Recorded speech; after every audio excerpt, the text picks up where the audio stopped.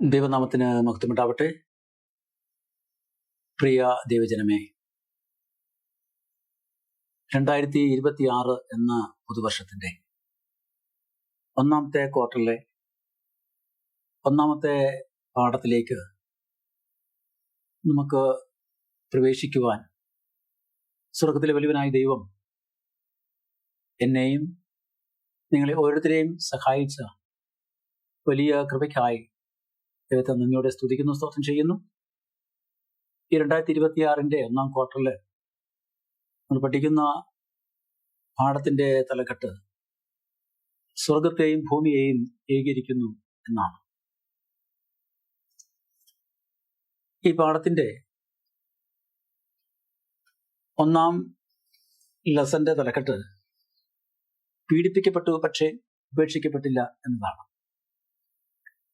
ഈ സ്വർഗത്തെയും ഭൂമിയെയും ഏകീകരിക്കുന്ന ശക്തി എന്ന് പറയുന്നത് കർത്താവായ യേശുക്രിസ്തുവും ആ യേശുക്രിസ്തുവിന്റെ അനുയായികളായിട്ട് കർത്താവിൽ പൂർണ്ണ വിശ്വാസമുള്ള ദൈവത്തിന്റെ മക്കൾക്ക് ദൈവത്തിന്റെ പരിശുദ്ധാത്മാവിൽ ആ ശുശ്രൂഷ ഏറ്റെടുത്ത് നിർവഹിക്കുമ്പോൾ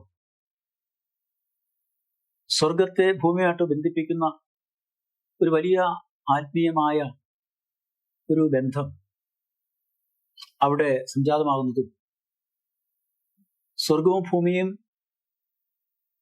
ദൈവമക്കളുടേതായ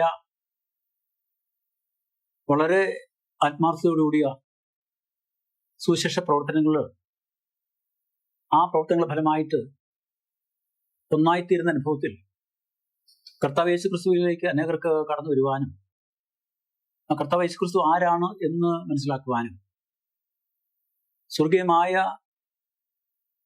ഒരു പ്രവർത്തനത്തിന്റെ നിയന്ത്രണത്തിന്റെ സ്വർഗീയമായ ആലോചനകളുടെ വെളിച്ചത്തിലും ശക്തിയിലും നിയന്ത്രണത്തിലും ദൈവത്തിന്റെ വേലായി ഭൂമിയിൽ ചെയ്യുമ്പോൾ വീണ്ടും സ്വർഗവും ഭൂമിയും തമ്മിൽ ഏകീകരിക്കുന്ന അനുഭവത്തിലൂടെ ആ ശുശ്രൂഷയിലായിരിക്കുന്നവർക്കും ആ ശുശ്രൂഷയെ സ്വീകരിക്കുന്നവർക്കും ആ ശുശ്രൂഷ നിലനിൽക്കുന്നവർക്കും നിലനിൽക്കുവാൻ കഴിയും എന്നുകൂടി ഈ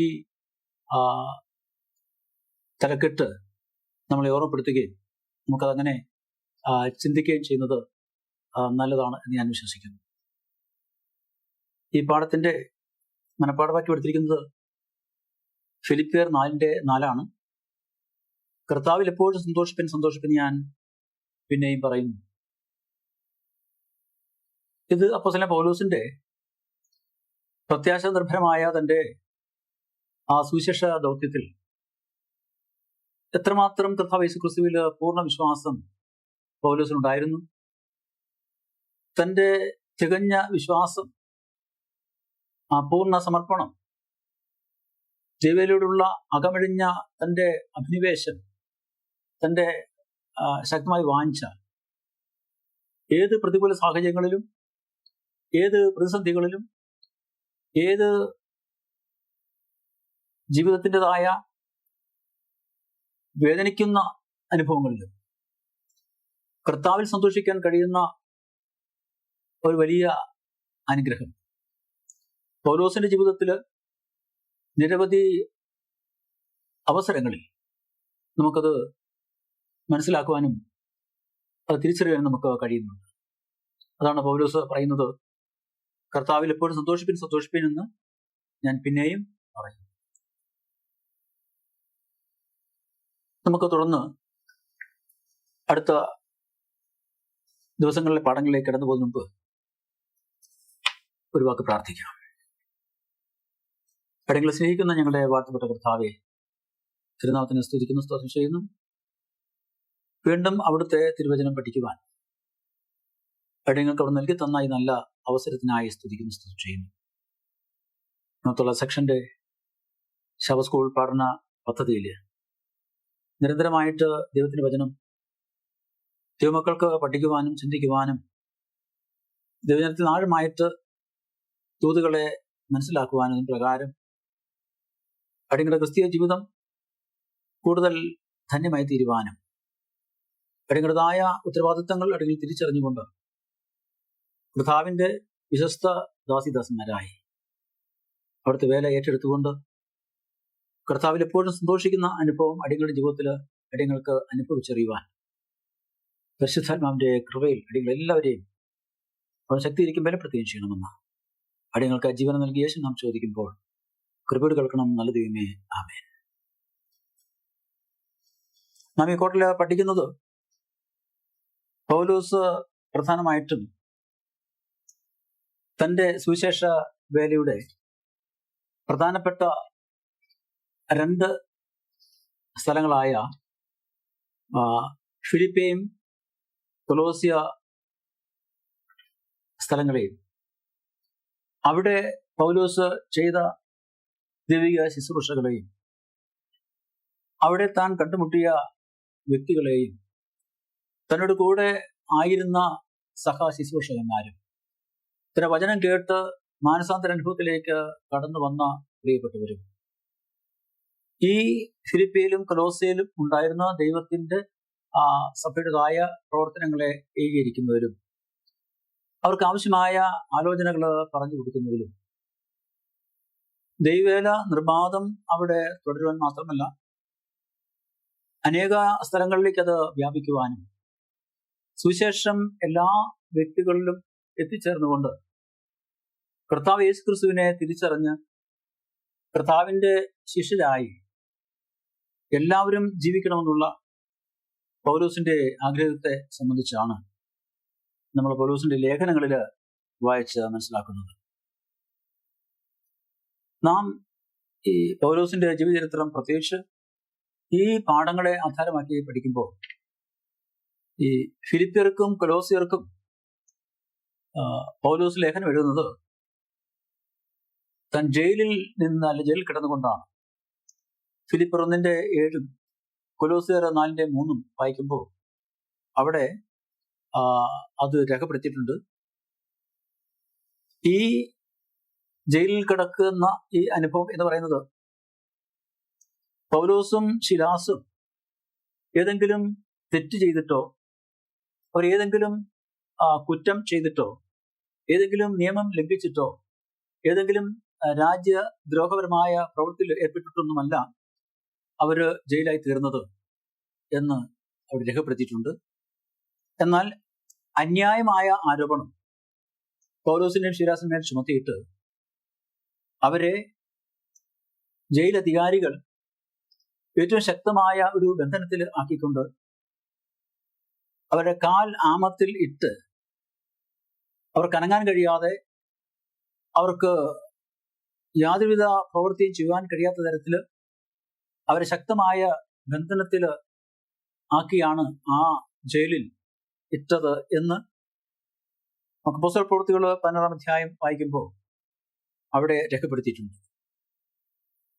അപ്പം അന്യായമായ ആരോപിക്കപ്പെട്ട ആരോപണത്തിന് പേരിൽ പൗലോസും ശിലാസും മൃഗീയമായിട്ട് അവരെ ബന്ധനസ്ഥരാക്കുകയും അനങ്ങുവാൻ പോലും കഴിയാത്ത അവസ്ഥയിൽ അവരെ കാല് ആമത്തിലിട്ട് ചലിക്കുവാൻ പോലുള്ള അവസരം കൊടുക്കാതെ ഏറ്റവും നിഷ്ഠൂരമായിട്ട് അവരോട് പ്രവർത്തിച്ച സമയത്തും മനപ്പാഠവാക്യത്തിൽ പൗലോസ് പറയുന്നത് പോലെ തന്നെ ആ സന്തോഷത്തിന്റെ അനുഭവം പൗലോസ് ഓർത്തുകൊണ്ട് പൗലോസും ശിലാസും അർദ്ധരാത്രിയിൽ ദൈവത്തെ പാടി സ്തുതിച്ചു എന്ന് നമ്മൾ തിരുവനഭാഗത്തിൽ നിന്ന് പഠിക്കുന്നുണ്ട്. കാരണം ആ അവസ്ഥയിലും സന്തോഷിക്കുവാൻ പൗലോസിന് കഴിഞ്ഞു, അല്ലെങ്കിൽ സന്തോഷിക്കാൻ പൗലോസിന് അല്ലെങ്കിൽ പ്രത്യാശ ഉണ്ടായിരുന്നു. ആ സന്തോഷത്തിന്റെ കാരണം ഒരുപക്ഷെ പൗലോസിന്റെ ഹൃദയത്തിൽ ഉണ്ടായിരിക്കണം. അതുകൊണ്ട് തന്നെയാണ് ആ അവസ്ഥയിലും സന്തോഷിക്കുവാനും പാട്ടുപാടുവാനും ദൈവത്തെ സ്തുതിക്കുവാനും ആരാധിക്കുവാനും പൗലോസിനും ശിലാസിനും കഴിഞ്ഞത്. അത് ഏത് തരത്തിലുള്ള ഒരു പ്രതികരണമാണ് ആ ജയിലറയ്ക്കുള്ളിൽ ഉണ്ടാക്കിയതെന്ന് നമ്മൾ പഠിക്കുകയും പിന്നീട് നമ്മളത് പരാമർശിക്കുകയും ചെയ്യുന്നു. ഇപ്പോ പൗലോസിനെ എപ്പോഴും പൗലോസ് തന്നെ അഭിസംബോധന ചെയ്യുന്നത് കർത്താവ് യേശുക്രിസ്തുവിന്റെ തടവുകാരൻ എന്നാണ്. തന്നെ കർത്താവിന്റെ ഒരു അടിമയായിട്ട്, കർത്താവിനാൽ ബന്ധിക്കപ്പെട്ടവനായിട്ട്, കർത്താവിന് വേണ്ടി തന്നെത്താൻ ഏൽപ്പിച്ചു കൊടുത്തവനായിട്ട് പൗലോസ് അവിടെ ചിത്രീകരിക്കുന്നുണ്ട്. എഫേസ്യർ 3:1 ഫിലമോൻ 1 വാക്യമൊക്കെ നമ്മൾ വായിക്കുമ്പോൾ പൗലോസ് അവിടെ പറയുന്നത് യേശു ക്രിസ്തുവിന്റെ ബന്ധനസ്ഥനായ പൗലോസ്, അല്ലെങ്കിൽ അത് നിമിത്തം പൗലോസ് ഞാൻ ജാതികളായി നിങ്ങൾക്ക് വേണ്ടി ക്രിസ്തയേശുവിന്റെ ബന്ധിതനായിരിക്കുന്നു.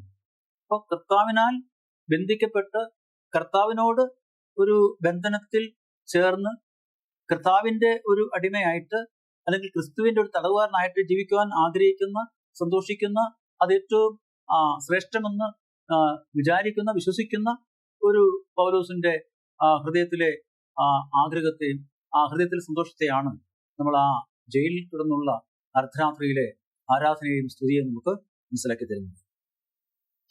ഇപ്പൊ യേശുക്രിസ്തുവിന്റെ സേവനത്തിനായിട്ട് അല്ലെങ്കിൽ ക്രിസ്തുവിനെ പ്രസംഗിക്കുന്നതിനായിട്ട്, ക്രിസ്തുവിന്റെ സ്നേഹം മറ്റുള്ളവർക്ക് മനസ്സിലേക്ക് കൊടുക്കുന്നതിനായിട്ട് തന്റെ ജീവിതം പൂർണ്ണമായിട്ടും സമർപ്പിച്ച ഒരു വ്യക്തിയായിരുന്നു പൗലോസ്. അപ്പൊ അതുകൊണ്ട് തന്നെ പലപ്പോഴും പൗലോസ് ചങ്ങലകളാൽ ബന്ധിക്കപ്പെട്ട ഒരു സ്ഥാനാപതി അല്ലെങ്കിൽ ഒരു സുവിശേഷകൻ അല്ലെങ്കിൽ കർത്താവ് യേശുക്രിസ്തുവിന്റെ ഒരു ബന്ധനസ്ഥൻ ആയ സുവിശേഷകൻ. അപ്പൊ പലപ്പോഴും ചങ്ങലകളാൽ ബന്ധപ്പെട്ട അല്ലെങ്കിൽ ബന്ധിക്കപ്പെട്ട അനുഭവത്തിലൂടെ പൗലോസ് കടന്നുപോയിട്ടുള്ളത് മാത്രമല്ല, ഈ ചങ്ങല കൂടാതെ മറ്റനേക പ്രയാസങ്ങളുടെയും വേദനകളുടെയും പരിഹാസങ്ങളുടെയും ശിക്ഷകളുടെയും ശാരീരിക പീഡനങ്ങളുടെയും പൗലോസ് കടന്നുപോയിട്ടുണ്ട്.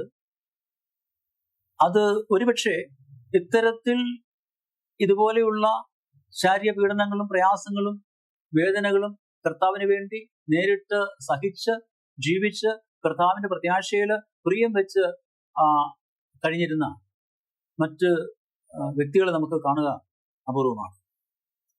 ഈ ജയിലിൽ നിന്ന് പലപ്പോഴും പൗലോസ് ലേഖനങ്ങൾ എഴുതുമ്പോൾ ഈ ഏത് ജയില് അല്ലെങ്കിൽ താൻ എവിടെയായി ആണ് തടവിലാക്കപ്പെട്ടത് എന്ന് കൃത്യമായിട്ട് അവിടെ പരാമർശമില്ല. അപ്പോ അതുകൊണ്ട് ഈ പറയുന്ന എഫസോസോ ഫിലിപ്പിയോ അല്ലെങ്കിൽ മറ്റ് കൈസരിയോ ഇങ്ങനെ പറയുന്ന സ്ഥലങ്ങൾ എവിടെയാണ് പൗലോസ് ഈ പല സമയങ്ങളും ബന്ധനസ്ഥനായി അല്ലെങ്കിൽ ബന്ധിക്കപ്പെട്ട് ജയിലായത് എന്നതിന് കൃത്യമായിട്ട് ആ സ്ഥലങ്ങളെ കുറിച്ച് എല്ലാ ഇടങ്ങളിലും പറയുന്നില്ല. എന്നാൽ അവിടുന്ന് ആ പ്രദേശങ്ങളിലെ ജനങ്ങളെ കുറിച്ച് അല്ലെങ്കിൽ ആ പ്രദേശത്ത് താൻ പരിചയപ്പെട്ട തന്റെ കൂടെ ഉണ്ടായിരുന്ന അല്ലെ തന്റെ സുവിശേഷം കേട്ട് കർത്താവിനെ സ്വീകരിച്ച വ്യക്തികളെ കുറിച്ച് അവിടെ പൗലോസ് സംസാരിക്കുന്നുണ്ട്. ഇപ്പം ആദ്യമായിട്ട് പൗലോസ് തടവിലാക്കപ്പെട്ട സമയത്ത് നൽകുന്നൊരു സൂചന ഒരു റോമൻ ഉദ്യോഗസ്ഥന്റെ, ഒരു സൈനിക ഉദ്യോഗസ്ഥന്റെ, ഗവർണറുടെ ഔദ്യോഗിക വസതിയോട് ബന്ധപ്പെട്ടില്ലെങ്കിൽ ഒരു സൈനിക ഉദ്യോഗസ്ഥനുമായിട്ട് ബന്ധിച്ചുകൊണ്ടാണ് അല്ലെങ്കിൽ ആ ഉദ്യോഗസ്ഥന്റെ പൂർണ്ണമായ നിയന്ത്രണത്തിലും അല്ലെങ്കിൽ പൗലോസിനെ ആ ഉത്തരവാദിത്തത്തിലുമാണ് പൗലോസ് തടവിലാക്കപ്പെട്ടത് എന്ന് നമുക്ക് മനസ്സിലാക്കാൻ കഴിയും. അതുപോലെ തന്നെ താൻ തടവിലാക്കപ്പെട്ട കൊട്ടാരത്തിലെ കാവൽക്കാരെ അല്ലെങ്കിൽ അവിടെയുള്ള മറ്റ് ജോലിക്കാരെ ഒക്കെ പൗലോസിന്റെ സുവിശേഷ പ്രവർത്തനങ്ങളിൽ ഉൾപ്പെടുന്നവരും അത് സ്വീകരിച്ചവരും അത് മനസ്സിലാക്കിയവരും ആണ് എന്ന് അവിടെ പൗലോസ് തന്നെ എടുത്തു പറയുന്നുണ്ട്. മാത്രമല്ല സീസറിന്റെ ഭവനത്തിലെ വിശ്വാസികളിൽ നിന്ന് പോലും പൗലോസ് ആശംസ തന്റെ വിശ്വാസികൾക്ക് രേഖപ്പെടുത്തുന്നുണ്ട് അല്ലെങ്കിൽ അയക്കുന്നുണ്ട്. ഫിലിപ്പിയർ 4:22 രേഖപ്പെടുത്തിയിരിക്കുന്നത്, എന്നോട് കൂടെയുള്ള സഹോദരന്മാർ നിങ്ങളെ വന്ദനം ചെയ്യുന്നു, വിശുദ്ധന്മാർ എല്ലാവരും വിശേഷാൽ കൈസരുടെ അരമനയിലുള്ളവരും നിങ്ങളെ വന്ദനം ചെയ്യുന്നു. അപ്പോ താനൊരു തടവിലാക്കപ്പെട്ട ബന്ധനസ്ഥനായ ഒരു വ്യക്തിയായിട്ട് ഒരു സൈന്യത്തിലെ ഏറ്റവും ഉയർന്ന ഉദ്യോഗസ്ഥന്റെ നേരിട്ടുള്ള നിയന്ത്രണത്തിലും ആ ഉദ്യോഗസ്ഥന്റെ അധികാര പരിധിയിൽ അദ്ദേഹത്തിന്റെ നേരിട്ടുള്ള മേൽനോട്ടത്തിൽ കഴിയുമ്പോഴും ആ കൊട്ടാരത്തിലെ കാവൽക്കാരും ജോലിക്കാരും മാത്രമല്ല സീസറിന്റെ ഭവനത്തിലെ പല വ്യക്തികളും ഈ പൗലോസുമായിട്ട് നല്ല ബന്ധം പുലർത്തിയിരുന്നു എന്ന് അവിടെ നമ്മൾ മനസ്സിലാക്കുന്നുണ്ട്. അപ്പോൾ അത്തരത്തിൽ ഏത് സാഹചര്യങ്ങളിലും ഏത് ജീവിത അവസ്ഥകളിലും തൻ്റെ പ്രയാസമോ തൻ്റെ ശാരീരികമായിട്ടുള്ള വേദനകളോ തൻ്റെ മറ്റ് പ്രയാസങ്ങളോ പീഡനങ്ങളോ പട്ടിണിയോ അല്ലെങ്കിൽ ക്ഷീണമോ വിശപ്പോ ഇതൊന്നും പൗലോസിനെ ഒരു പരിധിവരെ തൻ്റെ ഹൃദയത്തിലുള്ള തൻ്റെ ആഗ്രഹം എന്താണ്, കർത്താവിൻ്റെ ഒരു ഭടനായിട്ട്, ഒരു തടവുകാരനായിട്ട്, കർത്താവിനാൽ ബന്ധിക്കപ്പെട്ട ഒരു വ്യക്തിയായിട്ട് കർത്താവിന് വേണ്ടി ഇതൊക്കെ കാര്യങ്ങൾ ചെയ്യാം എന്ന് പൗലോസ് ചിന്തിച്ചുകൂടെ ഇരിക്കുമ്പോൾ തൻ്റെ മനസ്സിന്റെ ആഗ്രഹപ്രകാരം ദൈവത്തിന്റെ പരിശുദ്ധാത്മാവ് പൗലോസ് നൽകുന്ന ഉപദേശങ്ങൾ സ്വീകരിച്ചുകൊണ്ട് തൻ്റെ സുവിശേഷ വേലയിൽ നിർബാധമായിട്ട് അനുസ്യൂതമായിട്ട് യാതൊരുവിധ മറ്റ് തടസ്സങ്ങളോ പ്രയാസങ്ങളോ ഒന്നും വകവയ്ക്കാതെ താൻ ഏറ്റെടുത്ത ദൗത്യം ഏറ്റവും നല്ല രീതിയിൽ പൂർത്തീകരിക്കുവാൻ എപ്പോഴും ശ്രദ്ധയുണ്ടായിരുന്ന വ്യക്തിയായിരുന്നു പൗലോസ് എന്ന് നാം പൗലോസിന്റെ ലേഖനങ്ങൾ പഠിക്കുമ്പോൾ നാം മുൻപ് പഠിച്ചിട്ടുള്ള സമയങ്ങളൊക്കെയും വ്യക്തമായിട്ട് നമ്മളത് മനസ്സിലാക്കിയിട്ടുള്ളതാണ്. ഇവിടെ നാം മനസ്സിലാക്കുന്ന ഒരു കാര്യം, ഈ പൗലോസൻ തടവിലായി ജീവിക്കുമ്പോൾ തന്നെ, ഒരു തടവിലായി താൻ ഒരു ബന്ധനസ്ഥയായി കഴിയുമ്പോൾ തന്നെ സുവിശേഷ വേലയ്ക്ക് ആ തടവിലാക്കപ്പെട്ട പൗലോസിന്റെ പ്രവർത്തനങ്ങൾ ഏറ്റവും വലിയ സംഭാവനകൾ നൽകുവാൻ അനേക കാര്യങ്ങൾ ആ ബന്ധനാവസ്ഥയിൽ കിടന്നുകൊണ്ട് തന്നെ അവിടെയുള്ള തൻ്റെ പ്രവർത്തനങ്ങൾ, അവിടെയുള്ള തൻ്റെ സംഭാഷണങ്ങൾ, അവിടെയുള്ള തൻ്റെ ബന്ധങ്ങൾ, അവിടെ താൻ കണ്ടുമുട്ടുന്ന ആൾക്കാർ പരിചയപ്പെടുന്നവരിലൂടെ വലിയ വേല പൗലോസിന് ചെയ്യുവാൻ, ആ വേല മുഖാന്തരം അനേകര് കർത്താവിനെ അറിയുവാനും സ്വീകരിക്കുവാനും ദൈവവചനം സ്വീകരിച്ചുകൊണ്ട് അവരുടെ പ്രദേശങ്ങളിൽ കടന്നുപോയി പൗലോസിൽ നിന്ന് ലഭിച്ച വചനം, ആ പൗലോസിൽ സ്വീകരിച്ച വിശ്വാസം മറ്റ് ഇടങ്ങളിലും വ്യാപിക്കാനിടയെ തീർന്നു എന്ന് നമുക്ക് മനസ്സിലാക്കാം. ഇപ്പൊ പൗലോസ് മാസിഡോണിയയിലായിരിക്കുമ്പോൾ ഒന്നിൽ കൂടുതൽ തടവറകളെ കുറിച്ച്, ജയിലുകളെ കുറിച്ച് പരാമർശിക്കുന്നുണ്ട്. ഇപ്പോൾ 2 കൊരിന്ത്യർ 6:5, 1 7:5 ഇവിടെയൊക്കെ പറയുന്ന ജയിലുകളുടെ പരാമർശങ്ങളിൽ ആദ്യത്തെ സംഭവം എന്ന് പറയുന്നത് ഫിലിപ്പിയിലായിരുന്നു. അതിനുശേഷം പിന്നെ അദ്ദേഹം യെരുശലേമിൽ തടവിലാക്കപ്പെട്ടു. പിന്നെ അതിനുശേഷം അവിടുന്ന് കൈസരിയിലെ ജയിലിലേക്ക് മാറ്റി. അപ്പോൾ അവിടെ തന്നെ ഞാൻ നേരത്തെ സൂചിപ്പിച്ചതുപോലെ ഒരു വലിയ, അല്ലെങ്കിൽ താൻ ആയിരുന്ന ജയിലിൽ തന്നെ ഒരു റോമിൽ തന്നെ ഒരു വീട്ടുതടങ്കലായിരുന്നു. അതുപോലെ ഒരു ഉന്നത റോമൻ പട്ടാളക്കാരനുമായി അദ്ദേഹത്തെ ആ വീട്ടുതടങ്കിൽ തന്നെ ബന്ധിച്ചിരുന്നു, അല്ലെങ്കിൽ ബന്ധപ്പെടുത്തിയിരുന്നു. അപ്പോൾ അങ്ങനെ പൗലോസിനെ പൂർണ്ണമായിട്ടും അധികാരത്തിന്റെ നേതൃത്വത്തിനുള്ളിൽ നിർത്തിക്കൊണ്ട്, അല്ലെങ്കിൽ ഉള്ളിൽ ആക്കിക്കൊണ്ട് ഈ ബന്ധനാവസ്ഥയിൽ കഴിയുമ്പോൾ തന്നെ പൗലോസ് ആ ബന്ധനാവസ്ഥയിൽ തന്റെ ജയിൽവാസത്തിൽ തന്നെ അനേക വ്യക്തികളോട് തൻ്റെ പ്രവർത്തനങ്ങളിലൂടെ, തന്റെ സാക്ഷ്യങ്ങളിലൂടെ, തന്റെ ദൈവസ്നേഹത്തിലൂടെ താൻ വിശ്വസിക്കുന്ന സുവിശേഷം പങ്കുവെക്കുവാൻ കഴിഞ്ഞു എന്ന് നമുക്ക് മനസ്സിലാക്കാൻ സാധിക്കും. ഇപ്പൊ 2 കൊരിന്ത്യർ 4 7 മുതൽ 12 വരെയുള്ള വാക്യങ്ങൾ വായിക്കുമ്പോൾ പൗലോസിന്റെ ജീവിത സാഹചര്യങ്ങളെക്കുറിച്ചും തന്റെ മാനസിക അവസ്ഥയെ സംബന്ധിച്ചും തന്റെ ജീവിതത്തിൽ താൻ അനുഭവിച്ചതായ വളരെ ഹൃദയഭേദകമായ അവസ്ഥകളെ സംബന്ധിച്ചൊക്കെ പൗലോസ് അവിടെ പരാമർശിക്കുന്നുണ്ട്. അവിടെ പറയുന്നത്, കഷ്ടം സഹിക്കുന്നു എന്നാൽ ഇടുങ്ങിയിരിക്കുന്നില്ല, ബുദ്ധിമുട്ടുന്നു എന്നാൽ നിരാശപ്പെടുന്നില്ല, ഉപദ്രവം അനുഭവിക്കുന്നുവെങ്കിലും ഉപേക്ഷിക്കപ്പെടുന്നില്ല, വീണ് കിടക്കുന്നുവെങ്കിലും നശിച്ചു പോകുന്നില്ല.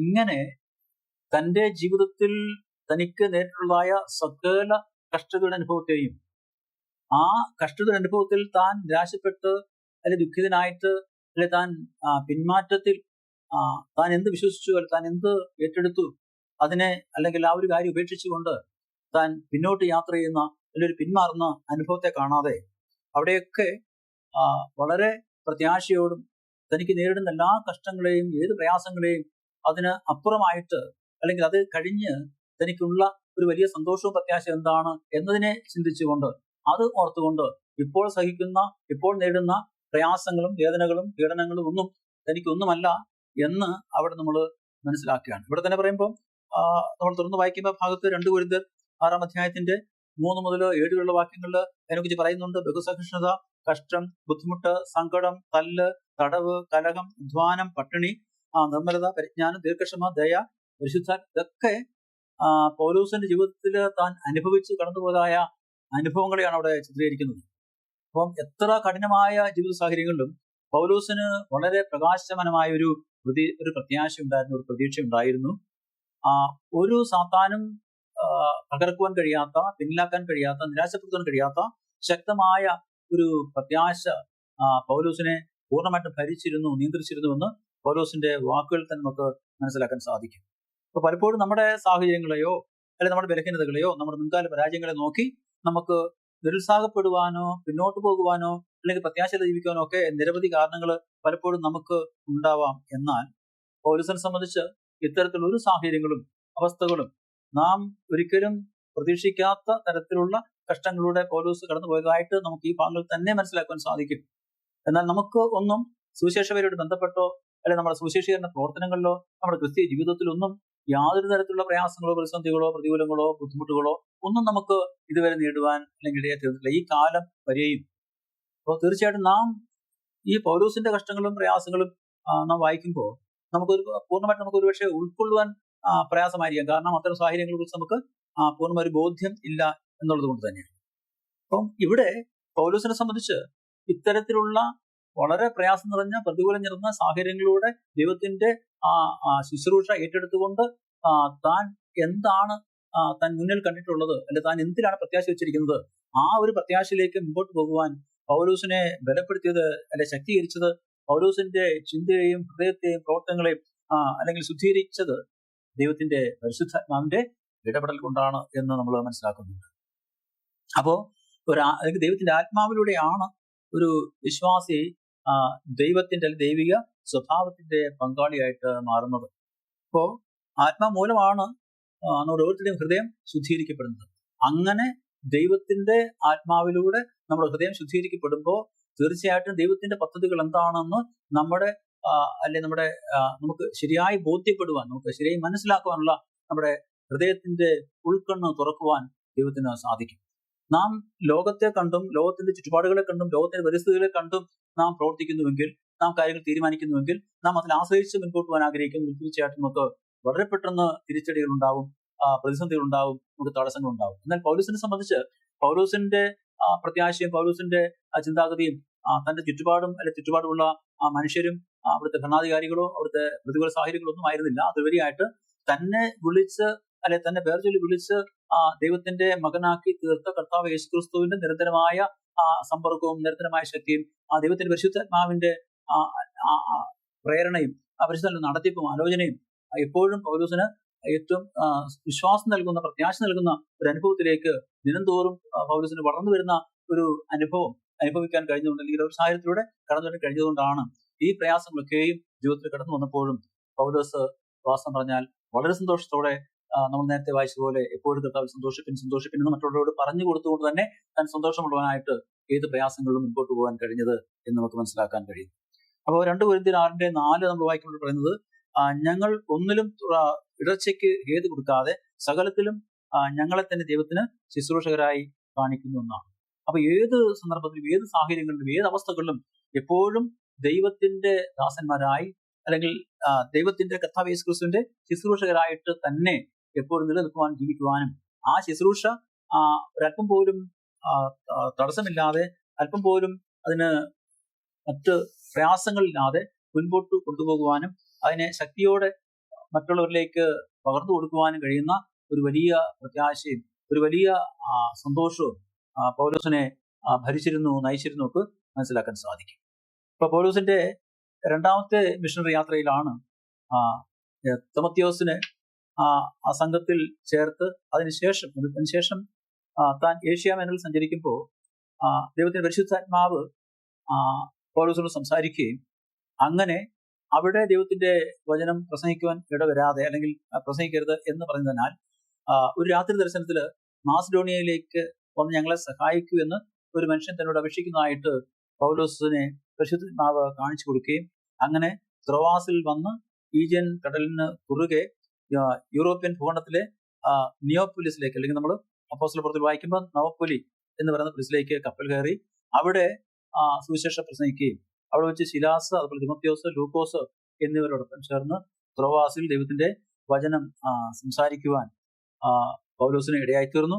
ആ ഒരു സുവിശേഷ ദൗത്യം വേല അനേക വ്യക്തികളിലേക്ക് കർത്താവിന് സുവിശേഷം എത്തിക്കുവാനും അനേകരിൽ മാനസാന്തരം ഉളവാക്കുവാനും കർത്താവിന് വചനം അനേകർക്ക് സ്വീകാര്യമായി തീർന്നുകൊണ്ട് ദൈവവിശ്വാസത്തിൽ അവര് പങ്കാളികളായി തീരുവാനും ഇടയായി തീർന്നു എന്ന് നമുക്ക് മനസ്സിലാക്കാൻ സാധിക്കും. ഇവിടെ പൗലോസ് പലപ്പോഴും തന്റെ സുവിശേഷ വേലയെക്കുറിച്ച് ചിന്തിക്കുമ്പോൾ, അതിനെക്കുറിച്ച് പദ്ധതി തയ്യാറാക്കുമ്പോൾ, അതിനെക്കുറിച്ച് പല കാര്യങ്ങൾ ആലോചിക്കുമ്പോൾ തന്റെ ബുദ്ധിയോ തന്റെ ജ്ഞാനമോ അല്ലെ തന്റെ വിദ്യാഭ്യാസമോ അല്ല അതിന് ആധാരമായിട്ട് അല്ലെങ്കിൽ അതിന് സഹായമായിട്ട് പൗലോസ് ഉപയോഗിച്ചിരുന്നു. അതിലുപരിയായിട്ട് ദൈവത്തിന്റെ പരിശുദ്ധാത്മാവ് പൗലോസിനോട് സംസാരിക്കുന്നു, ദൈവത്തിന്റെ പരിശുദ്ധാത്മാവ് പൗലോസിന് ഉപദേശം കൊടുക്കുന്നു, ദൈവത്തിന്റെ പരിശുദ്ധാത്മാവ് ഏത് വഴി കാണിക്കുന്നു, ദൈവത്തിന്റെ പരിശുദ്ധാത്മാവ് ഇത് സംസാരിക്കണമെന്ന് പൗലോസിനോട് പറയുന്നു, അല്ലെങ്കിൽ ഇവിടെ ദൈവത്തിന് വചനം പ്രസംഗിക്കരുത് എന്ന് പറയുന്നു.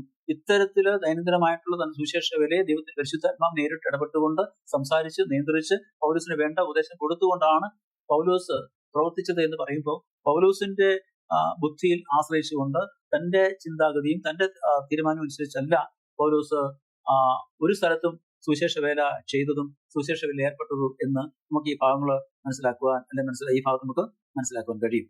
അപ്പോൾ തന്റെ സുവിശേഷ പ്രവർത്തനത്തിലെ ഒരു പ്രധാനപ്പെട്ട ഒരു നഗരമായിരുന്നു ഫിലിപ്പിയ എന്ന് നമുക്ക് അറിയാം. അപ്പോസ്തല പ്രവൃത്തികൾ 16:12 അതിനെക്കുറിച്ച് അതിന്റെ പരാമർശമുണ്ട്. ഇത് റോമൻ സാമ്രാജ്യത്തിൽ ഏറ്റവും ആദരണീയമായ നഗരങ്ങളിൽ ഒന്നായിരുന്നു എന്നും ഇതിന് അന്നത്തെ റോമൻ ഗവൺമെന്റ് ഒരു പ്രത്യേക പദവി നൽകി ഫിലിപ്പിയെ അംഗീകരിച്ചിരുന്നു എന്നും അത് ആ പദവിയുടെ പേര് യൂസ് ഇറ്റാലിക്കം എന്ന ഒരു പദവിയാണ്. ഇപ്പൊ ഒരു നഗരത്തിൽ നിലകാവുന്ന ആ കാലഘട്ടത്തിൽ ഏറ്റവും ഉയർന്ന ഒരു പദവിയായിരുന്നു ഈ യൂസ് ഇറ്റാലിക്കം എന്ന് പറയുന്നത്. അത്തരം പദവി നൽകപ്പെട്ട ഒരു പട്ടണമായ ഫിലിപ്പിയയില് മാസിഡോണിയയിലെ പ്രധാനപ്പെട്ട ഒരു നഗരത്തിൽ പൗലോസ് കടന്നു ചെന്ന് അവിടെ ദൈവത്തിന്റെ സുവിശേഷം മറ്റുള്ളവരോട് പങ്കുവെക്കുവാനും തന്റെ സുവിശേഷ പ്രവർത്തനം നടത്തുകയും ചെയ്യുമ്പോൾ അത് വളരെ ശക്തമായ രീതിയിൽ അനേകരെ കർത്താവിലേക്ക് ആനയിക്കുവാൻ പൗലോസിന് സാധിച്ചു. മാത്രമല്ല ഈ റോമിനെ കിഴക്കുള്ള പ്രദേശങ്ങളുമായിട്ട് ബന്ധിപ്പിക്കുന്ന പ്രധാനപ്പെട്ട ഒരു കരമാർഗം കൂടിയായിരുന്നു, അല്ലെങ്കിൽ ഒരു പ്രധാനപ്പെട്ട ഒരു സെന്റർ കൂടിയായിരുന്നു ഈ പറയുന്ന ഫിലിപ്പിയ എന്ന് പറയുന്നത്. അപ്പോൾ അവിടെ ദൈവത്തിന്റെ വചനം നേരത്തെ സ്വീകരിച്ചവരും കേട്ടവരും അത് മനസ്സിലാക്കിയിട്ടുള്ള ആൾക്കാരും അവിടെ ഉണ്ടായിരുന്ന മാത്രമല്ല ആ പ്രദേശങ്ങളെ കേന്ദ്രീകരിച്ചുകൊണ്ട് ആഫിപ്പൊലീസ് എന്ന് പറഞ്ഞാൽ നമ്മൾ ആഫിപ്പൊലീസ് എന്ന് മലയാളത്തിൽ അവിടെ നമ്മൾ പാഠത്തിൽ കാണുമ്പോൾ അംഫിപ്പൊലീസ് എന്ന് നമ്മൾ അപ്പോസ്തല പ്രവൃത്തികൾ 17 അധ്യായത്തിന്റെ 1 മുതൽ 10 വരെയുള്ള വാക്യങ്ങൾ അവിടെ വായിക്കുന്നു. അപ്പോൾ തന്നെ അപ്പലോനിയ, തെസ്സലോനിക്ക, പിന്നെ ബെരോവ എന്ന സ്ഥലങ്ങളെ കുറിച്ച് അവിടെ പറയുന്നുണ്ട്. അപ്പൊ ഈ നഗരങ്ങളിലേക്കും ഈ ഫിലിപ്പിയയില് പ്രവർത്തിച്ചുകൊണ്ട് അല്ലെങ്കിൽ ഈ ഫിലിപ്പിയയിൽ താമസിച്ചുകൊണ്ട് പൗലോസിന് സുവിശേഷം എത്തിക്കാൻ കഴിഞ്ഞു. അപ്പോ ഈ ഫിലിപ്പിയയിലെ പൗലോസിന്റെ സുവിശേഷ വേല എത്ര ശക്തമായിരുന്നു എന്നും ആ സുവിശേഷ വേലയുടെ ഭാഗമായിട്ട് ആ ചുറ്റുപാടുള്ള പ്രദേശങ്ങളിലൊക്കെ ദൈവത്തിന്റെ സുവിശേഷം എത്തിക്കുവാൻ പൗലോസിന് കഴിഞ്ഞതുകൊണ്ട് തന്നെ ഈ പറഞ്ഞ ഫിലിപ്പിയയുടെ തൊട്ടു ചേർന്നുള്ള പ്രദേശങ്ങളായ ആഫിപ്പൊലീസ്, അതുപോലെ അപ്പലോനിയ, തെസ്സലോനിക്ക, അതുപോലെ ബെരോവ, ഇതൊക്കെ ആ സമയത്ത് ഏറ്റവും കൂടുതൽ ദൈവത്തിന്റെ വചനം സ്വീകരിക്കപ്പെട്ടുകൊണ്ട് സുവിശേഷ വേലയിലെ പങ്കാളികളായി പൗലോസിനോട് ചേർന്ന് വരുവാൻ അവർക്ക് കഴിഞ്ഞു. അതിൽ പ്രത്യേകിച്ച് നമുക്കറിയാം ബെരോവ എന്ന് പറയുമ്പോൾ വളരെ പ്രത്യേകമായി ശ്രദ്ധിക്കപ്പെട്ടിട്ടുള്ള ഒരു പ്രദേശമാണ്. കാരണം ബെരോവിലെ ക്രിസ്ത്യ വിശ്വാസികൾ എന്ന് പറയുന്നത് ദൈവത്തിന്റെ വചനം പഠിക്കുന്നതിൽ അത് മനസ്സിലാക്കുന്നതിൽ അതിനെ പരിശോധിക്കുന്നതിൽ എത്രമാത്രം ഉത്സുകരും എത്രമാത്രം ശ്രദ്ധയുള്ളവരും എത്രമാത്രം സന്തോഷമുള്ളവരും ആയിരുന്നു എന്ന് നമ്മൾ വചനത്തിൽ പഠിക്കുന്നുണ്ട്. അപ്പൊ അത്രമാത്രം ഒരു വചനം പഠിക്കുവാനും സുവിശേഷം അറിയുവാനും കർത്താവിനെ സ്നേഹിക്കുവാനും കർത്താവിന്റെ വചനം അനുസരിക്കുവാനും താല്പര്യമുള്ള വചനം പഠിച്ച് വളർന്ന് അത് പരിശോധിച്ചുകൊണ്ട് കർത്താവിൽ വളരുവാനും വിശ്വാസത്തിൽ വളരുവാനും താല്പര്യമുള്ള ഒരു കൂട്ടം ജനങ്ങൾ ബെരോവയിൽ ഉണ്ടായിരുന്നു പറയുമ്പോൾ ഈ സുവിശേഷ വേലയുടെ പ്രവർത്തനം അത്രമാത്രം ശക്തമായ നിലയിൽ ഈ പറയുന്ന ആഫിപ്പൊലീസ്, അതുപോലെ അപ്പലോനിയ, തെസ്സലോനിക്ക, അതുപോലെ ബെരോവയിൽ സംഭവിച്ചു എന്ന് നമുക്ക് മനസ്സിലാക്കാൻ സാധിക്കും. ഇവിടെ പ്രധാനമായിട്ടും ലാറ്റിൻ ഭാഷയായിരുന്നു ഉപയോഗിച്ചിരുന്നത് എന്ന് ഫിലിപ്പിയർ 4:15 രേഖപ്പെടുത്തിയിട്ടുണ്ട്. കാരണം ഈ ലാറ്റിൻ ഭാഷയുടെ ഒരു കൂടുതൽ ലിഖിതങ്ങൾ അല്ലെങ്കിൽ കൂടുതൽ എഴുതപ്പെട്ട ലേഖനങ്ങളും മറ്റ് എഴുത്തുകളും ഒക്കെ പരിശോധിക്കുമ്പോൾ അവിടെ പ്രധാനമായിട്ട് ഉപയോഗിച്ചിരുന്ന ഔദ്യോഗിക ഭാഷ എന്ന് പറയുന്നത് ലാറ്റിൻ ഭാഷയായിരുന്നു നമ്മൾ മനസ്സിലാക്കുന്നുണ്ട്. എന്നാൽ ഇവിടെ പറയുന്നത് മറ്റ് പല സ്ഥലങ്ങളിലും അല്ലെങ്കിൽ നമ്മൾ ഈ നഗരങ്ങൾ അല്ലെങ്കിൽ പട്ടണങ്ങൾ വിട്ട് നമ്മൾ ഉൾപ്രദേശങ്ങളിലേക്ക് പോകുമ്പോൾ, മറ്റു സ്ഥലങ്ങളിലേക്ക് പോകുമ്പോൾ അവിടുത്തെ ഭാഷ ഔദ്യോഗികമായിട്ട് ലാറ്റിൻ ഭാഷയായിരുന്നു എങ്കിൽ പോലും മറ്റ് സ്ഥലങ്ങളിൽ ജനങ്ങൾ ഉപയോഗിച്ചിരുന്ന ചില പ്രാദേശിക ഭാഷകൾ ഉണ്ടായിരുന്നു.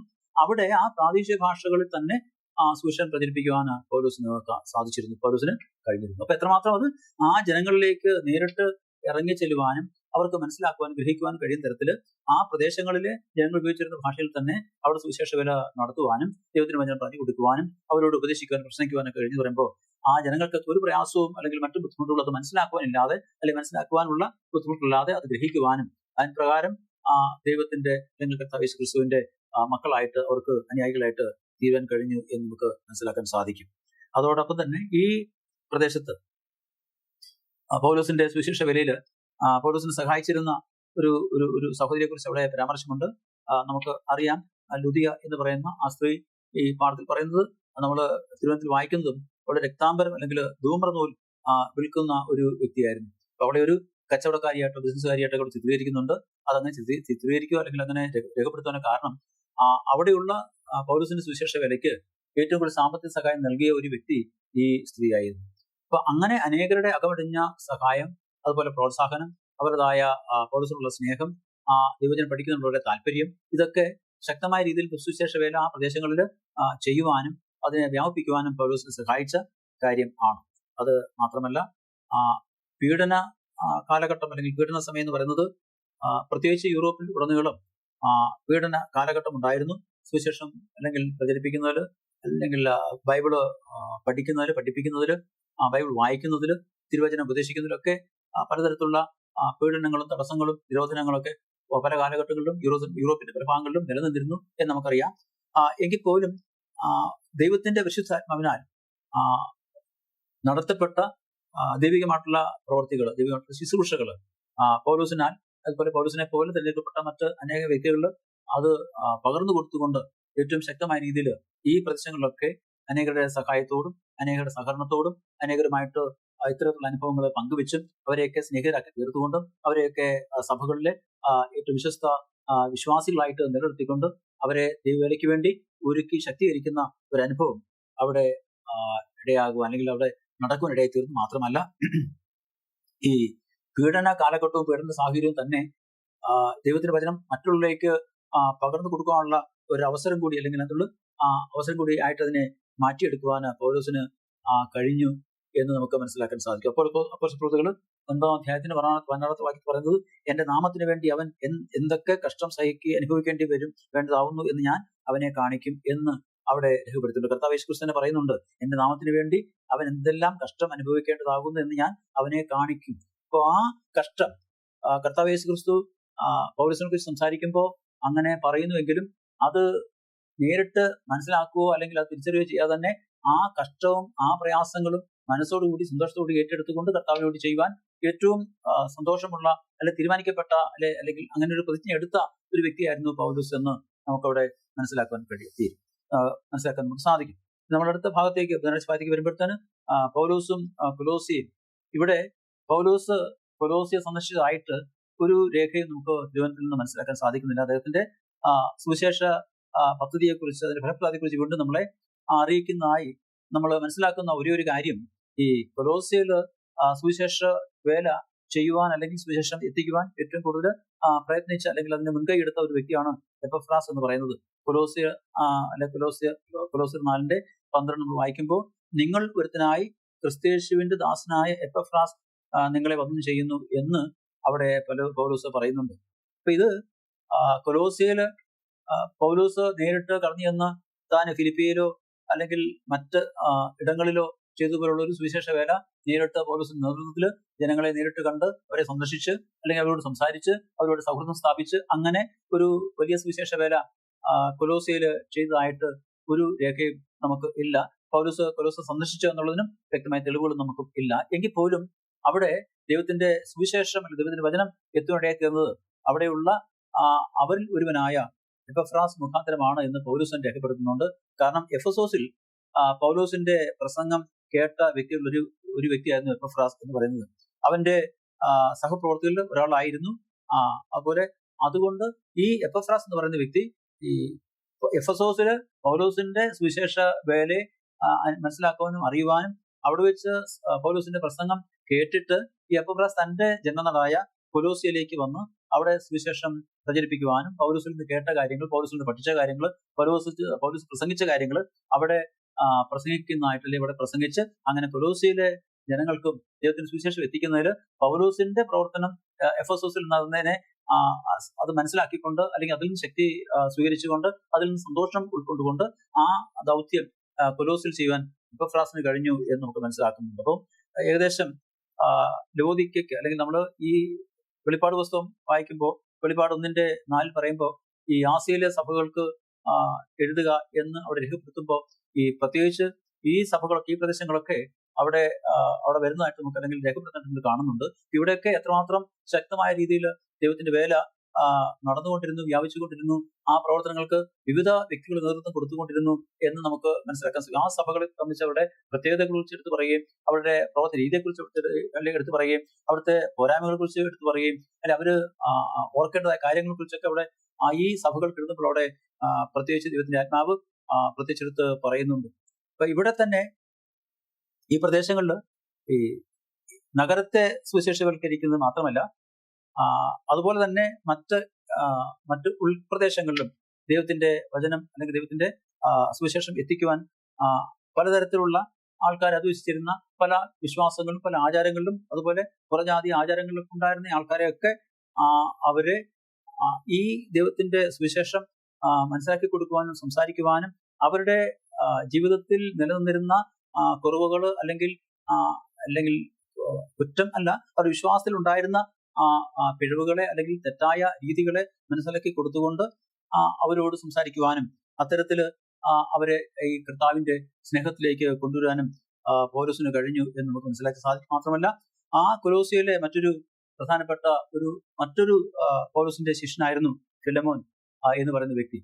ഫിലമോനെ സംബന്ധിച്ച് നമുക്ക് ഫിലമോന്റെ ലേഖനത്തിൽ നിന്ന് മനസ്സിലാക്കാൻ സാധിക്കും ഫിലമോൻ എത്രമാത്രം പൗലോസുമായിട്ട് ബന്ധപ്പെട്ടിരുന്നില്ലെങ്കിൽ എത്രമാത്രം ഒരു ബന്ധം പൗലോസിന് ഈ ഫിലമോനുമായിട്ട് ഉണ്ടായിരുന്നു എന്ന് തുറന്നുള്ള പൗലോസിന്റെ ഒരു അഭ്യർത്ഥന ഈ ഫിലമോന് നൽകുമ്പോൾ അല്ലെങ്കിൽ എഴുതുമ്പോൾ അതിൽ നിന്ന് എത്രമാത്രം ഒരു ഹൃദയബന്ധം പൗലോസും ഫിലമോനും തമ്മിൽ ഉണ്ടായിരുന്നു നമുക്ക് മനസ്സിലാക്കാൻ സാധിക്കും. അപ്പൊ അവിടെ നമ്മൾ വായിക്കുന്നത് ഫിലമോൻ 15-16 വാക്യങ്ങളിൽ അവിടെ നമ്മൾ കാണുന്നത് അവൻ അല്പകാലം വേർവിട്ട് പോയത് അവനെ സദാകാലത്തേക്കും നിനക്ക് ലഭിക്കേണ്ടതിന് ആയിരിക്കും. മാത്രമല്ല അവൻ ഇനി ദാസനല്ല, ദാസന് മീതെ പ്രിയ സഹോദരൻ തന്നെ.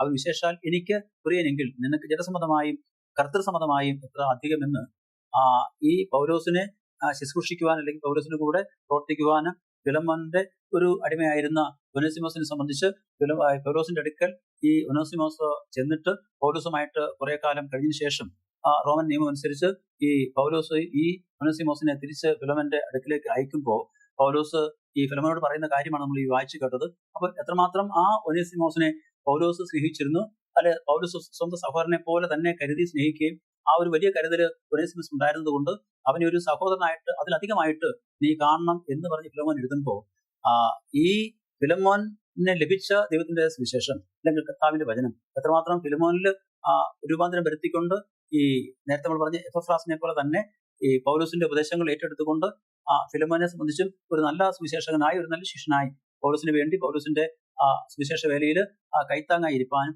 തന്റെ ഉത്തരവാദിത്തം ഏറ്റെടുത്ത് നിവർത്തിക്കുവാനും ഈ ഫിലമോന് കഴിഞ്ഞു. അതുകൊണ്ടാണ് അത്രയും വിശ്വാസത്തോടെ അത്രയും ആധികാരികമായിട്ട് പൗലോസിന് ഫിലമോനോട് സംസാരിക്കുവാനും ഒനേസിമോസിനെ സ്വീകരിക്കുന്ന കാര്യത്തിൽ ഒനേസിമോസിനെ തുറന്ന് സ്നേഹിക്കുന്ന കാര്യത്തിൽ അവരൊരു സഹോദരനായി കരുതണം എന്ന് പറയുന്ന കാര്യത്തിലേക്ക് പൗലോസ് ഫിലമോന് എഴുതുവാൻ ഇടയായിത്തീരുന്നു. അപ്പോൾ നമ്മളിവിടെ മനസ്സിലാക്കുമ്പോൾ ഈ ഫിലിപ്പിയിലെ കൊലോസ്യയിലെ സഭകളെ കുറിച്ച് പറയുന്നുണ്ട്.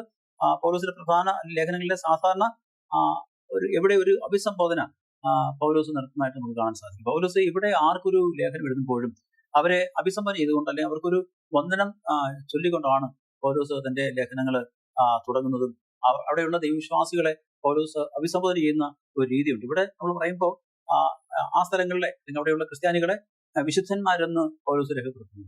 ഇപ്പൊ വിശുദ്ധന്മാരെന്ന് പറയുമ്പോൾ നമ്മൾ ഇന്ന് കാണുന്ന തരത്തിൽ അല്ലെങ്കിൽ ഇന്ന് മറ്റു പല സഭകളും മനുഷ്യരെ വിശുദ്ധന്മാരെ പ്രഖ്യാപിക്കുന്ന തരത്തിലുള്ള ഒരു രീതിയല്ല, അങ്ങനത്തെ ഒരു സമ്പ്രദായമല്ല പൗലോസോട് പറയുന്നത്. പക്ഷെ പൗലോസ് പറയുന്നത് ദൈവത്തിന്റെ ആത്മാവിനാൽ പിടിക്കപ്പെട്ടുകൊണ്ട് നമ്മൾ നേരത്തെ ചിന്തിച്ചതുപോലെ ദൈവത്തിന്റെ ആത്മാവ് ഹൃദയത്തിന് വിശുദ്ധി വരുത്തിക്കൊണ്ട് ദൈവത്തിന്റെ വചനം അനുസരിച്ച് ജീവിക്കുന്ന, ദൈവത്താൽ വിളിക്കപ്പെട്ട, തിരഞ്ഞെടുക്കപ്പെട്ട, സമർപ്പിക്കപ്പെട്ട ദൈവത്തിന്റെ മക്കളെ സംബന്ധിച്ച് വിശുദ്ധന്മാരെന്ന് പൗലോസിന് വിശ്വാസം തോന്നുന്നത് കൊണ്ടാണ് പൗലോസ് അവരെ വിശുദ്ധന്മാരെന്ന് അഭിസംബോധന ചെയ്യുവാൻ ഇടയായിത്തീരുന്നത്. കാരണം മറ്റൊന്നുമല്ല, അവര് നയിക്കപ്പെടുന്നതും അവരെ നിയന്ത്രിക്കുന്നതും അവരുടെ പ്രവർത്തനങ്ങളും അവരുടെ ജീവിതവും അവരുടെ പ്രാർത്ഥനയും അവരുടെ എല്ലാ സുവിശേഷ പ്രവർത്തനങ്ങളും ദൈവത്തിന്റെ പരിശുദ്ധാത്മാവിനാൽ നിയന്ത്രിക്കപ്പെടുകയും അവരുടെ ഹൃദയങ്ങൾ ശുദ്ധീകരിക്കപ്പെടുകയും ചെയ്യുന്ന ദൈവത്തിന്റെ ആത്മാവിനാൽ ആയതുകൊണ്ട് തന്നെ അവരെ വിശുദ്ധന്മാരെന്ന് അഭിസംബോധന ചെയ്യുവാൻ പൗലോസിന് പോലും മടി കാണുന്നില്ല. എന്നാൽ അവിടെ രണ്ടാമത് നമ്മൾ താഴേക്ക് വരുമ്പോൾ ഫിലിപ്പിയിലെ സഭയ്ക്ക് എഴുതുമ്പോൾ അവിടുത്തെ ജനത്തിന് വേണ്ടി എഴുതുമ്പോൾ അവിടുത്തെ മേൽവിചാരകരെയും ഡീക്കന്മാരെയും എന്ന് അവിടെ പറയുന്നുണ്ട്. എന്നാൽ കൊലോസിയയില് അവിടുത്തെ ജനങ്ങളെ അഭിസംബോധന ചെയ്യുമ്പോൾ ക്രിസ്തു വിശ്വസ്തരായ സഹോദരന്മാരെയും എന്ന് അവിടെ പറയുന്നുണ്ട്. ഈ ക്രിസ്തു വിശ്വസ്തരായ സഹോദരന്മാരെന്ന് പൗലോസ് പറയുമ്പോൾ അവരെ കുറിച്ച് അല്ലെങ്കിൽ ഒരു പ്രത്യേക ശുശ്രൂഷ അവർക്ക് സഭയിലുണ്ട്, അല്ലെങ്കിൽ ഒരു പ്രത്യേക സുവിശേഷം ഏറ്റെടുക്കുവാൻ, അല്ലെങ്കിൽ ഒരു വേല ഏറ്റെടുക്കുവാൻ അല്ലെങ്കിൽ ഉത്തരവാദിത്വമുള്ള, അല്ലെങ്കിൽ അതിനോട് തയ്യാറാക്കപ്പെട്ട, അതിന് മനസ്സുള്ള, അതിന് പ്രാപ്തിയുള്ള വ്യക്തികളായിട്ടാണ് വിശ്വസ്തരായ സഹോദരന്മാര് എന്ന് പറയുന്നത്. അപ്പോൾ ഡീക്കന്മാര്, അതുപോലെ മേലധികാരന്മാര്, വിശ്വസ്തരായ സഹോദരന്മാര്, അതുപോലെ വിശുദ്ധന്മാര്, ഇങ്ങനെ പലതരത്തിൽ പൗലോസ് തന്റെ ലേഖനങ്ങൾ ഓരോ സ്ഥലത്ത് ദൈവജനത്തിന് എഴുതുമ്പോഴും സഭയ്ക്ക് എഴുതുമ്പോഴും അവിടെ പൗലോസ് ഉപയോഗിക്കുന്നുണ്ട്. അപ്പൊ പൗലോസ് എത്രമാത്രം ഈ ജനത്തെ ദൈവത്തിന്റെ മുൻപാകെ ദൈവസന്നിധിയിൽ കണ്ടിരുന്നുവെന്നും അവരെ എത്രമാത്രം സ്നേഹിച്ചിരുന്നെന്നും അവരിൽ എത്രമാത്രം ദൈവത്തിന്റെ അല്ലെങ്കിൽ ഒരു നടത്തിപ്പും ആലോചനയും കർത്താവ് യേശു ക്രിസ്തുവിന്റെ അല്ലെങ്കിൽ സ്നേഹവും അവരിൽ നിലനിന്നിരുന്നു, അല്ലെങ്കിൽ അവരുടെ ജീവിതത്തിൽ പൗലോസിനത് കാണുവാൻ കഴിഞ്ഞിരുന്നു എന്നതുകൊണ്ട് തന്നെയാണ് അവരെ ഇങ്ങനെ അഭിസംബോധന ചെയ്യുവാൻ, അല്ലെങ്കിൽ അവരെ അഡ്രസ് ചെയ്യുവാൻ പൗലോസിന് കഴിഞ്ഞത് എന്ന് നമുക്ക് ചിന്തിക്കാൻ തെറ്റില്ല എന്ന് വിശ്വസിക്കുകയാണ്. അതുപോലെ മാത്രമല്ല, തിമോത്തിയോസിനെ, അതുപോലെ എപ്പഫ്രാസ് തുടങ്ങിയ സഹപ്രവർത്തകരെ ശരിയായ രീതിയിൽ പരിശീലിപ്പിക്കുകയും പ്രാദേശിക സഭകളുടെ നേതൃത്വം അവരെ ഏൽപ്പിച്ചു കൊടുക്കുകയും ചെയ്യുന്നതിൽ പൗലോസ് വളരെ ശ്രദ്ധയുള്ളവനും അവർക്ക് വേണ്ട കാര്യങ്ങൾ പറഞ്ഞു കൊടുത്തുകൊണ്ട്, അവർക്ക് വേണ്ട ഉപദേശങ്ങൾ കൊടുത്തുകൊണ്ട്, അവർക്ക് വേണ്ട എല്ലാ അറിവുകളും കൊടുത്തു, അല്ലെങ്കിൽ മുന്നറിയിപ്പുകൾ കൊടുത്തുകൊണ്ട്, അല്ലെങ്കിൽ അവർക്ക് വരാവുന്ന വീഴ്ചകളോ പ്രയാസങ്ങളോ അല്ലെങ്കിൽ വരാവുന്ന മറ്റ് പ്രശ്നങ്ങളോ എന്താണ് എന്ന് ഓർമ്മപ്പെടുത്തിക്കൊണ്ട് അത്തരം പ്രശ്നങ്ങളിൽ നിന്നും പ്രയാസങ്ങളിൽ നിന്നും ഒക്കെ എങ്ങനെ അവർക്ക് ഒഴിഞ്ഞിരിക്കാൻ മാത്രമല്ല ആ സഭയെ അതിൽ നിന്ന് മാറ്റി നിർത്താൻ കഴിയും, അവിടെയുള്ള ജനങ്ങളുടെ ഇടയിൽ ആശയക്കുഴപ്പം ഉണ്ടാകാതെ, അല്ലെങ്കിൽ ഒരു അഭിപ്രായ അല്ലെങ്കിൽ ഐക്യത്തിലൂടെ, അല്ലെങ്കിൽ മറ്റ് തരത്തിലുള്ള ഒരു മറ്റ് ആശയങ്ങൾ, വിരുദ്ധവേഷങ്ങൾ ഒന്നും ആ സഭകളിൽ കടന്നു വരുന്ന ഇടവരുത്താതെ അതിനെയൊക്കെ വളരെ ശ്രദ്ധയോടും ബോധപൂർവമായിട്ടും മാറ്റി നിർത്തിക്കൊണ്ട് ദൈവത്തിന്റെ മക്കൾ അവരുടെ ജീവിതത്തിൽ അവർ ഏറ്റെടുത്തിരിക്കുന്നതായ കർത്താവിന്റെ സുവിശേഷ വേല എന്ന വലിയ ദൗത്യം മുൻപോട്ട് കൊണ്ടുപോകാൻ തക്കവണ്ണം സമർപ്പിക്കപ്പെട്ടവരും പ്രാർത്ഥനയുള്ളവരും പരിശുദ്ധാത്മാവിൽ നിയന്ത്രിക്കപ്പെടുന്നവരും പരിശുദ്ധാത്മ ആലോചന ലഭിച്ചുകൊണ്ട് മുൻപോട്ട് ജീവിക്കുന്നവരുമായ ഒരു ജനസമൂഹത്തെ കർത്താവിന്റെ വേലയിൽ നിലനിർത്തുമ്പോഴാണ് സ്വർഗവും ഭൂമിയും തമ്മിൽ ഏകീകരിക്കുന്ന ഒരു അനുഭവത്തിൽ കടന്നു വരുവാൻ ആ ജനങ്ങൾക്കും, അതുപോലെ അത് ആ അനുഭവത്തിൽ കടന്നു വരുന്ന മറ്റുള്ളവർക്ക് അത് മനസ്സിലാക്കാൻ കഴിയുന്നത് അങ്ങനെയാണ്. ഇങ്ങനെയുള്ള ദൈവിക ശുശ്രൂഷകളുടെയാണ് സ്വർഗവും അല്ലെങ്കിൽ ഭൂമിയും തമ്മിൽ, അല്ലെങ്കിൽ സ്വർഗത്തെ ഭൂമിയെ ഏകീകരിക്കുന്ന ഒരു പ്രവൃത്തിയിലേക്ക് അല്ലെങ്കിൽ ഒരു അവസ്ഥയിലേക്ക് കൊണ്ടുവരാൻ കഴിയുന്നത്. അപ്പോൾ സ്വർഗത്തിന്റെ ആലോചനകളും സ്വർഗീയമായ അനുഗ്രഹങ്ങളും ഭൂമിയുമായിട്ട് ഏകീകരിച്ച് കൊണ്ടുവരുവാൻ തക്ക ശക്തമായ പ്രവർത്തനങ്ങൾക്ക് ഈ ഭൂമിയിൽ ആർക്ക് നിലനിൽക്കാൻ കഴിയും, ആർക്ക് പ്രവർത്തിക്കാൻ കഴിയും, അവരിലൂടെ തീർച്ചയായും ഈ സ്വർഗീയമായ എല്ലാ അല്ലെങ്കിൽ അനുഭവങ്ങളെയും അതിന്റെ അവസ്ഥകളെയും ഭൂമിയുടേതായ പരിമിതികളിൽ നിന്നുകൊണ്ട് ബന്ധപ്പെടുത്തും ആ അനുഭവത്തിൽ ജീവിക്കുവാൻ മറ്റുള്ളവരെ സഹായിക്കുവാനും കഴിയും. ഒരിക്കലും ഇവിടെ ജെയിംസ് വൈറ്റ് നമ്മുടെ സഭയുടെ മുൻകാല പ്രവർത്തകരിൽ ഒരാളായ വ്യക്തിയുടെ അഭിപ്രായം എന്ന് പറയുന്നത്, ക്രിസ്തുവിന്റെ സഭയെ സംഘടിപ്പിക്കുവാൻ പുതിയ നിയമത്തിന്റെ ദിവ്യക്രമം മാത്രം മതിയാകും, കൂടുതൽ ആവശ്യമുണ്ടെങ്കിൽ അത് പ്രചോദനത്താൽ നൽകപ്പെടുമായിരുന്നു എന്ന് gospel of the Advent review and ഷാബത്ത് Herald എന്ന് പറയുന്ന പുസ്തകത്തിൽ രേഖപ്പെടുത്തിയിട്ടുണ്ട്. എന്ന് പറഞ്ഞാൽ ക്രിസ്തുവിന്റെ സഭയെ സംഘടിപ്പിക്കാൻ പുതിയ നിയമത്തിന്റെ ദിവ്യക്രമം മതിയാകും. അപ്പോൾ ആ ഒരു ആലോചന അല്ലെങ്കിൽ ആ ഒരു ഉപദേശം അല്ലെങ്കിൽ ആ ഒരു ക്രമം നാം പൂർണ്ണമായിട്ട് മനസ്സിലാക്കി ഉൾക്കൊള്ളുകയും അതനുസരിച്ച് നമ്മൾ പ്രവർത്തിക്കുകയും ചെയ്യുമ്പോൾ തീർച്ചയായിട്ടും ദൈവത്തിന്റെ വേല ശക്തമായിട്ട് നിരന്തരമായിട്ട് യാതൊരുവിധ തടസ്സങ്ങളും കൂടാതെ, യാതൊരുവിധ പൈശാചിക പ്രലോഭനങ്ങളും ആരെയും തളർത്താതെ, ആരും പിൻവലിപ്പിക്കാതെ മുൻപോട്ട് ശക്തമായിട്ട് പോകുവാനും അത് മുൻപോട്ട് ഏറ്റെടുത്ത് നടത്തുവാനും ദൈവത്തിന്റെ മക്കൾക്ക് കഴിയും എന്നുള്ളതിന് ഏറ്റവും ഉദാഹരണമാണ് പൗലോസിന്റെ പ്രത്യേകിച്ച് ഈ ഫിലിപ്പിയിലെയും അതുപോലെ കൊലോസിയയിലെയും തന്റെ പ്രവർത്തനങ്ങൾ അതിനെത്രമാത്രം സഹായമായിരുന്നു, എത്രമാത്രം അത് പ്രചോദനം നൽകിയിരുന്നു, എത്രമാത്രം വളരെ അത്ഭുതകരമായ പ്രവർത്തനങ്ങൾ അവർ നടത്തുവാനും അനേകരെ കർത്താവിന്റെ നല്ല ശിഷ്യങ്ങളാക്കി മാറ്റിവെച്ചിട്ടുണ്ട്. അവരിലൂടെ അനേക ദേശങ്ങളിലേക്ക് ഈ സുവിശേഷം എത്തിക്കുവാനും കഴിഞ്ഞു എന്ന് പറയുമ്പോൾ സ്വർഗീയമായ ആലോചന മനുഷ്യന്റെ ഹൃദയത്തിലൂടെ അല്ലെങ്കിൽ മനുഷ്യന്റെ ബോധത്തിലൂടെ ഭൂമിയിലേക്ക് കടന്നു വന്ന് ആ സ്വർഗീയമായ ആലോചന സ്വീകരിച്ചുകൊണ്ട് അനുഭവത്തിൽ ജീവിക്കാനുള്ള അവസ്ഥയിലേക്ക് മനുഷ്യരെ കൂട്ടിക്കൊണ്ടുവരുവാൻ പൗലോസിന്റെ പ്രവർത്തനങ്ങൾക്ക് കഴിഞ്ഞു എന്ന് നമുക്ക് മനസ്സിലാക്കാൻ കഴിയും. ആ ഒരു അനുഭവത്തിലൂടെ നമുക്ക് തുടർന്നുള്ള ഭാഗങ്ങൾ ചിന്തിക്കുവാനും മനസ്സിലാക്കുവാനും ദൈവം നമ്മൾ ഓരോരുത്തരും സഹായിക്കട്ടെ എന്ന് പറഞ്ഞുകൊണ്ട് ഒരിക്കൽ കൂടി എല്ലാ പ്രിയമക്കൾക്കും എൻ്റെ ഹൃദയത്തിന്റെ ഭാഷ ഞാൻ രേഖപ്പെടുത്തുന്നു. ഉപരിയായിട്ട് ഈ പുതുവർഷം നമുക്ക് വീണ്ടും ദൈവത്തിന്റെ വചനം പഠിക്കുവാൻ ദൈവം നമ്മളെല്ലാവരും ഒരുക്കിയ സമയത്തിനായി, നമുക്ക് നൽകുന്ന സമയത്തിനായി, ആ ദൈവത്തിന് വലിയ ദയക്കായും മനസ്സിലായി ദൈവത്തെ സ്തുതിക്കാൻ സ്തോത്രം ചെയ്യാം. എല്ലാ പ്രിയങ്ങളും ഒരിക്കൽ കൂടി ഞാൻ നന്ദി രേഖപ്പെടുത്തും. നമുക്ക് കണ്ണുകളടച്ച് പ്രാർത്ഥിക്കാം. അടങ്ങൾ സ്നേഹിക്കുന്ന ഞങ്ങളെ വാർത്തപ്പെട്ട കർത്താവെ എന്നുള്ള ദൈവമേ, തിരുനാമത്തിന് സ്തുതിക്കുന്ന സ്തോത്രം ചെയ്യുന്ന കർത്താവെ, അവിടുത്തെ സന്ധിയിൽ ഈ സമയത്ത് വീണ്ടും കടന്നു വരുവാനും അവിടുത്തെ വചനം പഠിക്കുവാനും കർത്താവ് അപ്പോസ്തലൻ പൗലോസ് തന്റെ സുവിശേഷ പ്രവർത്തനങ്ങളിൽ തന്റെ വേലയിൽ എത്രമാത്രം ദൈവത്താൽ നിയന്ത്രിക്കപ്പെട്ട് പരിശുദ്ധാത്മാവിന്റെ ആലോചന പ്രകാരം തന്റെ വേല ഏറ്റെടുത്തുകൊണ്ട് സന്തോഷത്തോടെ എപ്പോഴും കർത്താവിൽ സന്തോഷിച്ചുകൊണ്ട് പ്രയാസങ്ങളുടെയും കഷ്ടങ്ങളുടെയും വേദനകളുടെയും പീഡനങ്ങളുടെയും ശാരീരമായിട്ടുള്ള ബുദ്ധിമുട്ടുള്ള അനുഭവത്തിൽ സന്തോഷമായി കർത്താവിന്റെ വേല മുൻപോട്ട് കൊണ്ടുപോകാൻ പ്രത്യേകിച്ച് കർത്താവെ അവിടുന്ന് എങ്ങനെ ആയിരുന്നുവോ അതിന് പ്രകാരം അടിക്കുന്ന ഓരോരുത്തരും പ്രത്യാശ സന്തോഷമുള്ളവരായി ഏത് പ്രതികൂല സാഹചര്യങ്ങളും സന്തോഷിക്കുവാൻ കർത്താവിന്റെ വേല ഏറ്റെടുത്തുകൊണ്ട് അടിങ്ങൾക്ക് ചെയ്യാവുന്ന എല്ലാ അവസ്ഥകളിലും എല്ലാ സാഹചര്യങ്ങളിൽ നിന്നുകൊണ്ട് അടിയങ്ങൾ കർത്താവിന് പ്രവർത്തിപ്പാനും ഈ ലോകത്ത് ജീവിക്കുന്ന അധികാരങ്ങളിൽ ജീവിക്കുന്ന ദൈവത്തിന്റെ വചനം പറഞ്ഞിട്ടില്ലാത്ത കേട്ടിട്ടില്ലാത്ത അനേകരിലേക്ക് അത് പറഞ്ഞു കൊടുക്കാൻ കഴിയുന്ന ഒരു സാഹചര്യം അടിയങ്ങൾക്ക് നേരിട്ടും പരോക്ഷമായിട്ടും ചെയ്യുവാൻ തക്കവണ്ണം അടിയങ്ങളോട് സഹായിക്കണം. പാഠങ്ങളെ സംബന്ധിച്ച് എല്ലാ മക്കളെയും അവർ ധാരാളമായി അനുഗ്രഹിക്കണം. അവിടുത്തെ സമാധാനം കൃപ എന്റെ കുഞ്ഞുങ്ങൾക്ക് ഈ പുതുവർഷത്തിലൂടെ നൽകണം. അവിടുത്തെ കൃപയിൽ നിലനിൽപ്പാനും സന്തോഷമുള്ളവരായിരിക്കാനും സഹായിക്കണം. അനുമതി കർത്താവ് എടുക്കണം. അടിയങ്ങൾക്ക് ആജീവനം യേശുനാമം ചോദിക്കുമ്പോൾ കൃപയുടെ നല്ല ദൈവമേ, ആമേൻ.